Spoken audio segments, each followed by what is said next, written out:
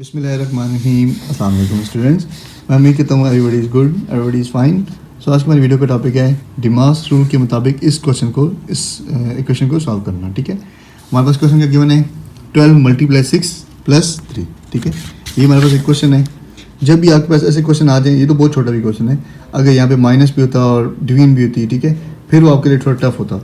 But यहाँ भी एक टफ सिचुएशन बन सकती है। अब कुछ लोग हैं ना, वो अब जैसे रही है, वो लोग 10 - 3 पहले सॉल्व करते हैं फिर डिवीजन करते हैं। ऐसे नहीं होता। अब ये मैंने सॉल्व नहीं किया, मैं आपको इजाफी चीज़ बता रहा हूँ। अब ऐसे तो लिखा हुआ है ना, यहाँ अगर आप करते भी हो तो फिर भी ठीक हो जाएगा, लेकिन वो प्रॉपर चीज़ ख़राब है। मतलब लोग ऐसे करते हैं ना कि पहले जो दो चीज़ें लिखी उनको करते हैं, फिर अगले जो दो चीज़ उनको करते हैं, इस तरह करते हैं। यहाँ तो फिर भी वो चल जाएगा, क्योंकि डिवीजन मल्टीप्लिकेशन पहले आ रही है ना। ठीक है, मल्टीप्लिकेशन पहले आ रही है, फिर एडिशन आ रही है, तो फिर भी आप तुक्का मारोगे वो भी ठीक हो जाएगा। ठीक है, लेकिन मैं आपको एक और चीज़ बताता हूँ।